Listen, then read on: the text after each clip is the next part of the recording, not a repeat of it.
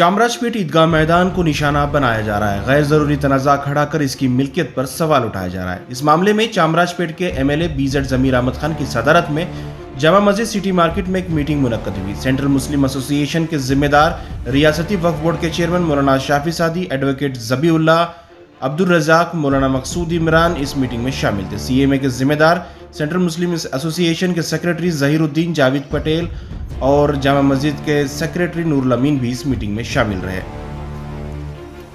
इस मीटिंग में ज़मीर अहमद ने बताया कि चामराजपेट ईदगाह मैदान की ज़मीन सेंट्रल मुस्लिम एसोसिएशन के तहत आती है और ये मुकम्मल तौर पर वक्फ ज़मीन है।